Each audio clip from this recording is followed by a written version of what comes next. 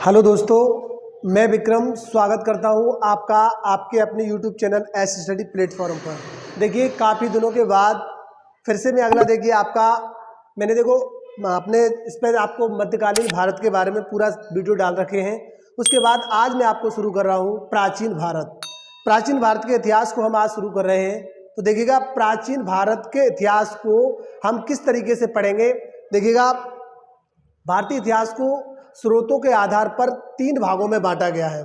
सुविधा की दृष्टि से इतिहास को पढ़ने के लिए क्या कहते हैं 3 भागों में बांटा गया है। देखिए, तो पहला भाग होता है, देखिए मैं बताता हूँ। सबसे पहले बात आती है आपकी प्राचीन भारत का इतिहास। प्राचीन भारत का इतिहास, ठीक है, प्राचीन भारत का इतिहास, ठीक है। तो देखिए, स्रोतों के आधार पर प्राचीन भारत के इतिहास को 3 भागों में बांटा गया है। तो देखिए, नंबर 1 प्राग ऐतिहासिक काल,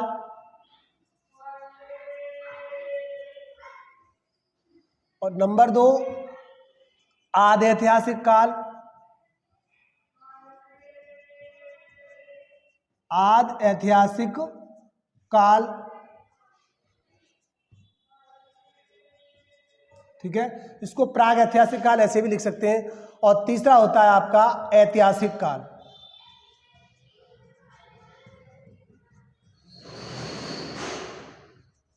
ऐतिहासिक काल, ठीक है। स्रोतों के आधार पर क्या कहते हैं 3 प्रकार से बांटा गया है, प्राग ऐतिहासिक काल, आदि ऐतिहासिक काल और ऐतिहासिक काल। अब देखिए किस तरीके से बांटा जाता है इसको।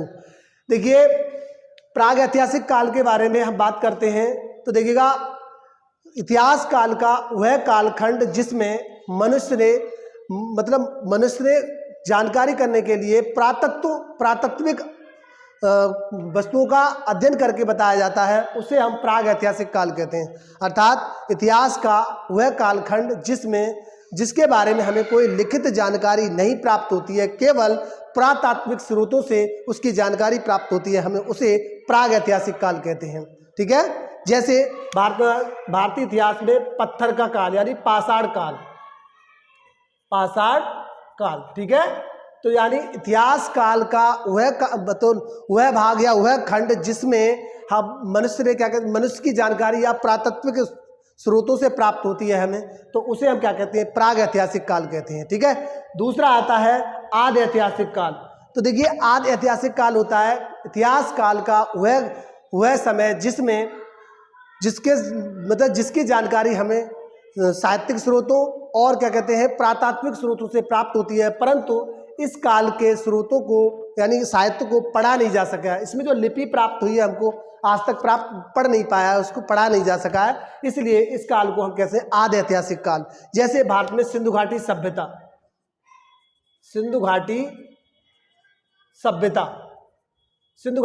में जो लिपि प्राप्त हुई है उसके बारे में हम क्या कहते हैं, अभी तक उसको कोई पढ़ नहीं सका है, ठीक है। दूसरी बात आती है हमारा क्या कहते हैं ऐतिहासिक काल। देखिए, इतिहास का वह कालखंड जिसके बारे में पुरातात्विक स्रोत भी प्राप्त हुए हैं और क्या कहते हैं लिखित साहित्य भी प्राप्त हुए हैं और उनको पढ़ा भी जा सका है, उसे हम क्या कहते हैं ऐतिहासिक काल, ठीक है। जैसे वैदिक काल में जो आगे हमने क्या कहते हैं ग्रंथ जो होते हैं, उनको पढ़ा भी जा सका है, तो उस काल को हम क्या कहते हैं, हम कहना चाहिए ऐतिहासिक काल कहते हैं, ठीक है। तो इन चीज़ों को हमने देखिए बांटा, हमने प्राग ऐतिहासिक काल जिस काल के बारे में जानकारी हमें क्या कहते हैं पुरातात्विक स्रोतों से प्राप्त होती है और लिखित स्रोत कोई प्राप्त नहीं हुआ है, उसे हम प्राग ऐतिहासिक काल कहते हैं। और दूसरा आदि ऐतिहासिक काल, उस काल की ऐसा काल जिसके बारे में हमें लिखित स्रोत प्राप्त हुए हैं और पुरातात्विक स्रोत भी प्राप्त होते हैं, उसकी जानकारी प्राप्त होती है हमें, और लिखित साहित्य हमें पढ़े नहीं गए हैं अभी तक, तो क्या कहते हैं उस काल को हम क्या कह देते हैं आदि ऐतिहासिक काल। दूसरा इतिहास काल का वह समय जिसमें साहित्यिक स्रोत भी मिले, पुरातात्विक स्रोत भी मिले हैं और इनको पढ़ा भी जा सका है, उसे हम क्या कहते हैं ऐतिहासिक काल कहते हैं, ठीक है। दूसरा अगली बात करते हैं, देखिए इसके समय की बात करते हैं, इनको आज। और देखिए सबसे पहले बात करते हैं भारत में क्या कहते हैं प्रातात्विक यानी कि अध्ययन की शुरुआत किसने की थी प्राग ऐतिहासिक काल की? रॉबर्ट ब्रूसफुट सबसे पहले इन्होंने इस काल के बारे में जानकारी का अध्ययन की शुरुआत की थी, ठीक है, भारत में। और हम याद करें क्या कहते हैं वैश्विक स्तर की बात करें तो 1820 ईस्वी में जर्गेनस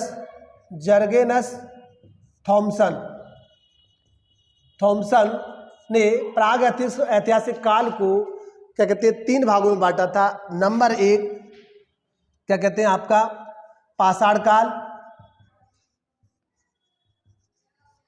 नंबर 2 क्या कहते हैं कांस्य युग, और नंबर 3 आपका लौह युग, ठीक है, लौह युग।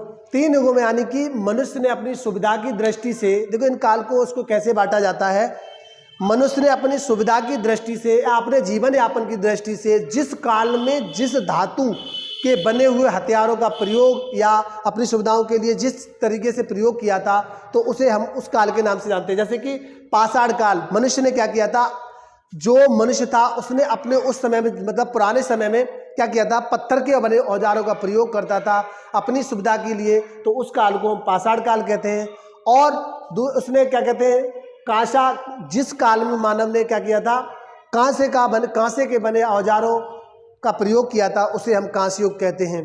दूसरी बात आती है लौह युग, उसने जिस समय में लोहे के बने हथियारों का प्रयोग किया था उस काल को हम लौह युग कहते हैं, ठीक है, उस काल को हम लौह युग कहते हैं, ठीक।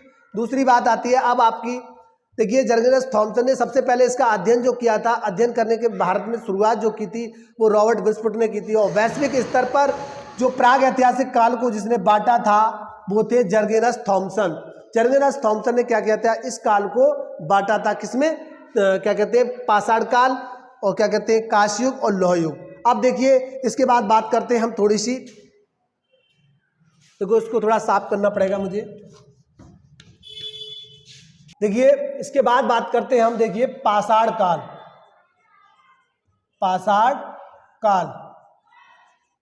देखिए पाषाण काल को भी क्या कहते हैं 3 भागों में बांटा गया है, पाषाण काल को भी 3 भागों में बांटा गया है। नंबर 1 पुरापाषाण काल, पुरापाषाण काल,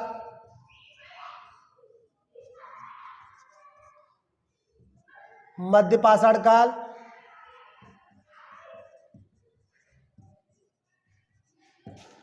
और नवपाषाण काल।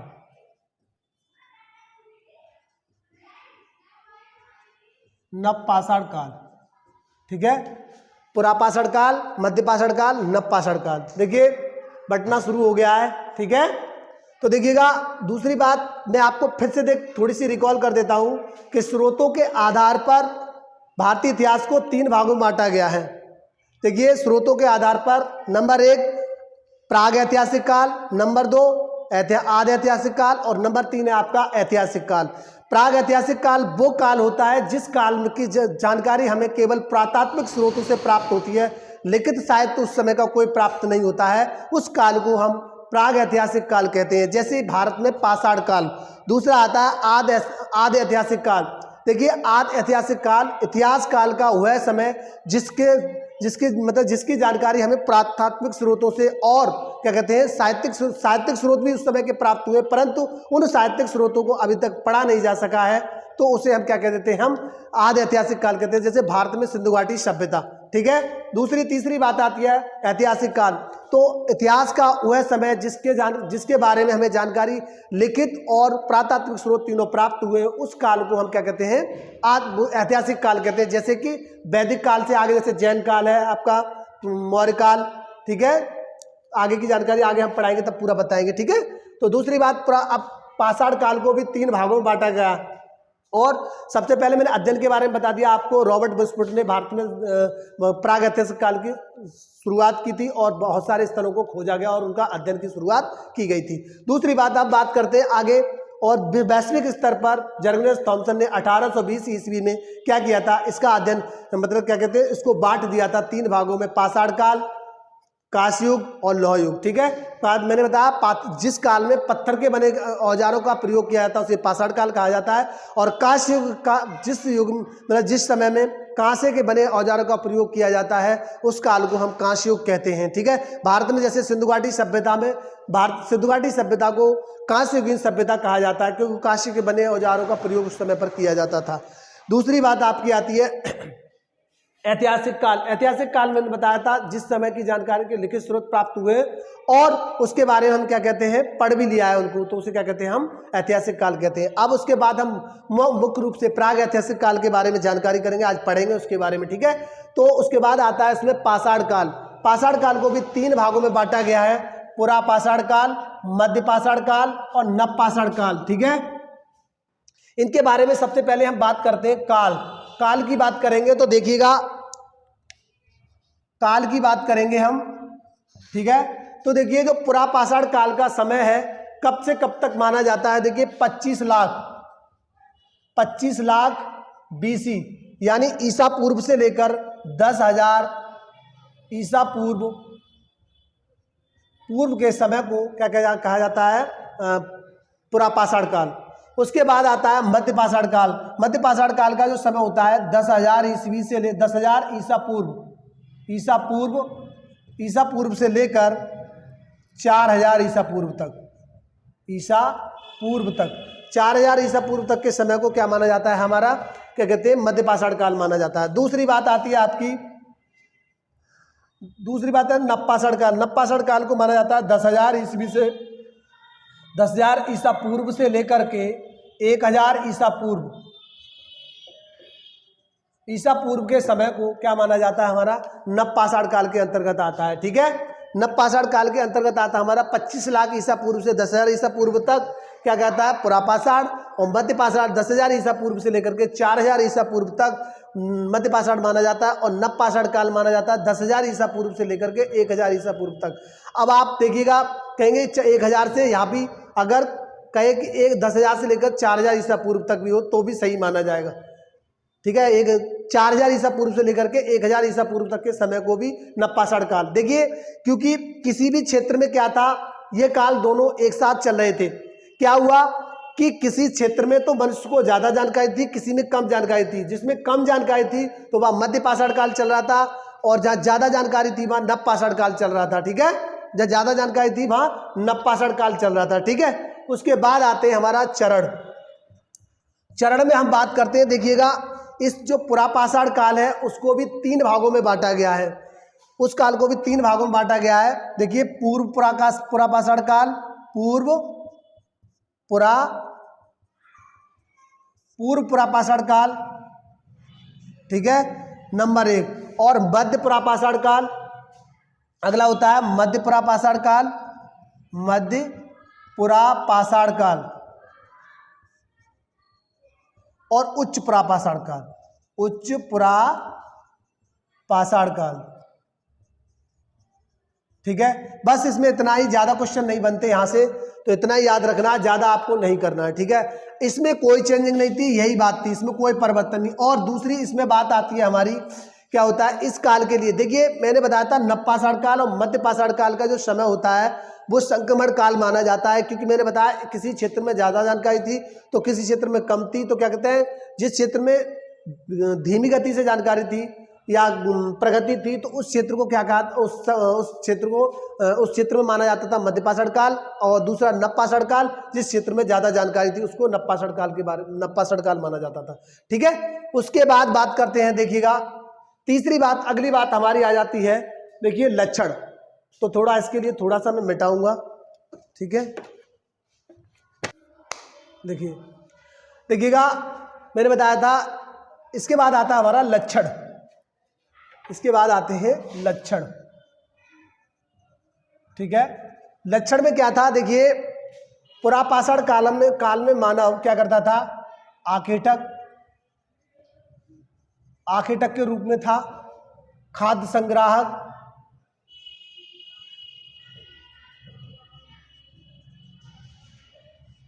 खाद्य संग्राहक के रूप में था और इसको पशुपालन की जानकारी नहीं थी। पशुपालन और कृषि की जानकारी नहीं थी, ठीक है। पशुपालन और कृषि की जानकारी इसको नहीं थी, ठीक है। और देखिए खाद्य संग्राहक का मतलब होता है हमारा कि मनुष्य क्या करता था कि एक स्थान से भोजन की तलाश में एक स्थान से दूसरे स्थान पर भटकता रहता था और एक जगह पर टिकता था, जहाँ के वहाँ के जीव जंतु जब खत्म हो जाते थे तो उसके बाद में वो आगे बढ़ जाता था। केवल प्रापाषाण काल का जो मानव था वो बिल्कुल एक तरीके से आदि मानव था, उसको किसी की जानकारी नहीं थी, कोई ज्ञान नहीं था, केवल उसको अपना भोजन एकत्रित करके खाना और उस जगह से भोजन अगर खत्म हो जाए उसके बाद आगे बढ़ जाना, यही उसका काम था। दूसरा देखिए दूसरी स्थिति मध्यपाषाण काल में क्या स्थिति हुई। मध्यपाषाण काल में जाकर के क्या हुआ कि वो खाद्य संग्राहक तो बना रहा, खाद्य संग्राहक बना रहा और उसने क्या किया, खाद्य संग्राहक बना रहा और उसे कृषि मानी पशुपालन का ज्ञान, शिकारी भी रहा लेकिन उसमें एक नई चीज इंक्लूड हो गई, वो पशुपालन की जानकारी, यानी पशुपालन करने लगा। सबसे पहले उसने अपना जानवर जो पाला था वो कुत्ता था, सबसे पहले पालतू पशु बनाया। देखिए कुत्ता पालने का एक कारण था, उन्होंने क्या किया था कि कुत्ता उनके एक तो शिकार में मदद करता था, ठीक है, और घर की रखवाली के लिए उपयुक्त पशु था, ठीक है। और नवपाषाण काल में क्या हुआ था, नवपाषाण काल में जाकर के उसने क्या किया, देखो पशुपालन तो शुरू किया ही, और दूसरा कृषि की शुरुआत,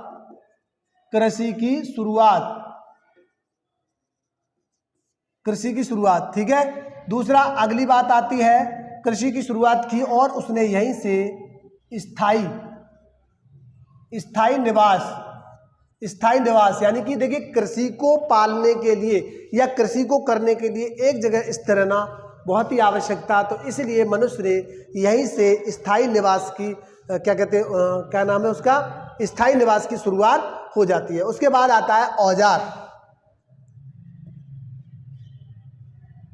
औजार, ठीक है। औजार में बात करते हैं तो देखिएगा औजार में मनुष्य ने क्या किया, देखिए पुरापाषाण काल का जो मानव था वो क्या करता था, क्वार्टजाइट, ठीक है, क्वार्टजाइट, स्लेट और ब्लेड के बने हथियारों का प्रयोग करता था,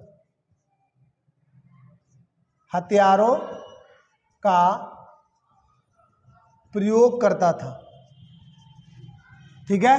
उसके बाद नवपाषाण काल का जो मध्यपाषाण काल का जो मानव था वो माइकोलिथिक,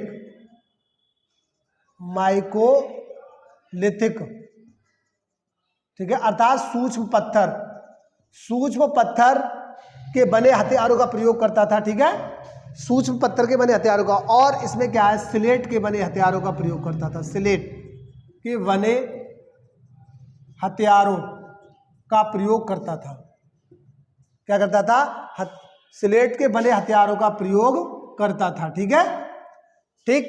इसके बाद हमारी बात आती है, देखो लक्षण हो गए, औजार हो गए आपके, ठीक है, लक्षण हो गए, औजार हो गए, चरण हो गए आपके, ठीक है। इसके बाद आता है आपका महत्वपूर्ण स्थल।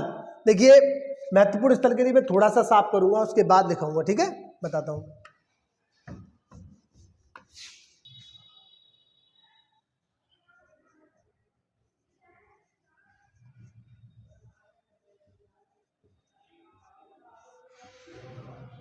देखिएगा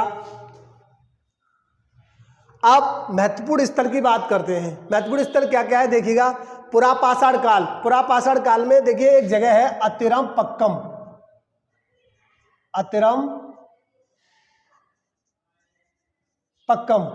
ये है तमिलनाडु में, ठीक है, अतिरमपक्कम और तमिलनाडु, ठीक है, अतिरमपक्कम तमिलनाडु और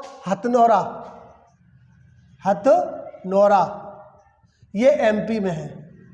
यहां से मानव खोपड़ी के साक्ष्य मिले हैं आपको, मानव खोपड़ी के साक्ष्य, ठीक है, मानव खोपड़ी के साक्ष्य प्राप्त हुए हैं, ठीक है। दूसरी बात अतिरमपक्कम हो गया, हथनौरा हो गया, और आपका आता है हथनोरा हो गया भीमबेटका। तीसरा आता है आपका भीमबेटका, ये एमपी में है। देखिएगा भीमबेटका, देखिए भीमबेटका से चित्रकारी प्राप्त हुई है, चित्रकारी यानी चित्रों की प्राप्ति हुई है। देखिए ये चित्र किस काल के, ये तो एक काल के मतलब मध्यपाषाण काल के नहीं है, ये तीनों कालों की चित्रकारी यहाँ पर प्राप्त हुई है भीमबेटका से। ठीक है, अगले आता है मिर्जापुर, तीसरा चौथा आता है मिर्जापुर।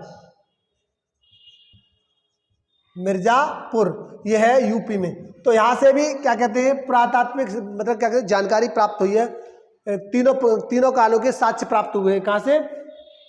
भीमबेटका से। भीमबेटका और क्या कहते हैं आपका मिर्जापुर, मिर्जापुर से तीनों कालों की जानकारी मिलती है। ठीक है, तीसरी बात, अगली बात आती है हमारी मध्यपाषाण काल में। थोड़ा सा कलर चेंज कर ले रहा हूं, देखिए ये आता है चौपानी मांडू। चौपानी मांडू, चौपानी मांडू ये यूपी में है। ठीक है, चौपानी मांडू यूपी। और दूसरा है सराय नहाराय। ठीक है, सराय नहाराय, यहां से क्या बुलाया है मृतभांड। मृतभांड अर्थात क्या कहते हैं मृतभांड कहते हैं मिट्टी के बर्तन, मिट्टी के जो बर्तन होते हैं उन्हें मृतभांड कहते हैं। ठीक है, मृतभांड के साक्ष्य प्राप्त हुए। सराय नहाराय ये यूपी में है, सराय नहाराय यूपी में है। ठीक है, और आता है तीसरा, अगला आता है बागौर, राजस्थान। ठीक है, यहां से भी साक्ष्य प्राप्त हुए। और चौथा आता है आपका आदमगढ़, आदमगढ़ राजस्थान, आदमगढ़। ठीक है, ये कहाँ है? एमपी में। ठीक है, यहां से भी क्या कहते हैं आपके साक्ष्य प्राप्त हुए हैं। ठीक है, पशुपालन के साक्ष्य प्राप्त हुए हैं। ठीक, अगली बात आती है, इसको थोड़ा सा इधर लिख लीजिएगा। ठीक है, नवपाषाण काल, नवपाषाण काल। ठीक है, नवपाषाण काल में देखिए कहाँ से प्राप्त हुआ है। दूसरे नंबर एक आता है आपका बुर्जहोम, बुर्जहोम ये कश्मीर में है, जम्मू कश्मीर में है। ठीक है, यहां से क्या है यानी बुर्जहोम गर्तवास के चिन्ह मिले, गर्तवास, गर्तवास अर्थात मनुष्य के गड्ढे में रहने के साक्ष्य प्राप्त हुए हैं। दूसरा आता है आपका गुप्फा कराल। ठीक है, गुप्फा कराल आता है, यह भी आपका कहां पर है? जम्मू कश्मीर में है। ठीक है, यह भी आपका जम्मू कश्मीर में है। ठीक है, यहां से भी साक्ष्य प्राप्त हुए। और दूसरी बात एक और है, यहां से हमें क्या प्राप्त हुआ है? जम्मू कश्मीर से ही मनुष्य के साथ कुत्ते के दफनाए जाने के साक्ष्य प्राप्त हुए। ठीक है, मतलब मालिक के साथ कुत्ते के दफनाए जाने के साक्ष्य प्राप्त हुए हैं। ठीक, गुप्फा कराल, बुर्जहोम हो गया, गुप्फा कराल हो गया। ठीक है, उसके बाद आपका आता है सारन यानी कि चिरांद। चिरांद है आपका तीसरा, चिरांद ये है आपका सारण जिला बिहार, सारण जिला बिहार में, सारण जिला बिहार में। और तीसरा चौथा आता है कोल्डीवा, कोल्डीवा। ठीक है, ये यूपी में है। यहां से चावल के साक्ष्य मिले हैं, चावल के साक्ष्य प्राप्त हुए हैं। तो चावल के साक्ष्य प्राप्त हुए हैं। और प्रथम कृषि के जो प्रमाण प्राप्त हुआ है वो बलूचिस्तान से प्राप्त हुआ है। कृषि के जो साक्ष्य हैं विश्व में मतलब भारत में कृषि के जो साक्ष्य प्राप्त होते हैं वो क्या कहते हैं बलूचिस्तान से प्राप्त होते हैं, इस समय जो पाकिस्तान में है। ठीक है, दूसरी बात आगे आती है आपकी खोज, अगली बात आती है आपकी खोज। ठीक है, खोज में हम बात करेंगे तो देखिएगा पुरापाषाण काल में आग की खोज, आग की खोज हुई थी। ठीक है, आग की खोज जरूर पुरापाषाण काल में हुई थी, लेकिन विधिवत रूप से जो आग का उपयोग किया गया था वो मध्यपाषाण काल में किया गया था। आग का विधिवत रूप से उपयोग ठीक है। अब देखिएगा नवपाषाण काल में, देखिए आप जिसको ज्ञानी मानव कहते हैं होमो सैपियंस, उसकी भी क्या कहते हैं उत्पत्ति 10,000 ईसा पूर्व हुई है। ठीक है, जो मनुष्य आया था मानव जिसको हम होमो सैपियंस कहते हैं, आधुनिक मानव, उसकी भी उत्पत्ति उसी समय पर हुई है नवपाषाण काल में, यानी 10,000 ईसा पूर्व। ठीक है, दूसरी बात करते हैं आग का उपयोग। आग, इसमें बात आगे आती है आपकी नवपाषाण काल में। तो देखिए जीवन को गति देने यानी कि पहिए का आविष्कार, पहिए का आविष्कार, पहिए का जो आविष्कार, जीवन को गति देने वाले पहिए का आविष्कार भी नवपाषाण काल में हुआ था। बहुत ज्यादा, सबसे ज्यादा क्वेश्चन नवपाषाण काल से आपको मिलते हैं। ठीक है, आप इसका, और देखो कृषि की भी खोज नवपाषाण काल में हुई थी। ठीक है, जो कृषि की विधिवत रूप से खोज हुई थी वो क्या कहते हैं, और समाज के स्थायी निवास की स्थापना, समाज के स्थायी निवास की शुरुआत किसमें हुई थी, नवपाषाण काल में हुई थी। ठीक है, इस तरह समझ। और देखिएगा एक चीज, थोड़ी सी आप और चीज याद रख सकते हैं। देखिए मनुष्य ने सबसे पहले क्या कहते हैं हथियार जो उपयोग किया था वो पत्थर की बनी कुल्हाड़ी का उपयोग किया था। ठीक है, और देखिए एक और चीज मैं आपको बता दूं, मनुष्य ने अपने जीवन का, मानव ने सबसे लंबा समय क्या कहते हैं पुरापाषाण काल, लगभग 25 लाख ईसा पूर्व से लेकर के 10,000 ईसा पूर्व तक समय व्यतीत किया था। ठीक है, तो देखिए मैं समझता हूँ आपको समझ में आया होगा, और समझ में आया तो लाइक शेयर और करिएगा। ठीक है, मिलते हैं दोस्तों अगले वीडियो में। आपको कंटिन्यूअस वीडियो मिलेगी। धन्यवाद दोस्तों, जय हिंद।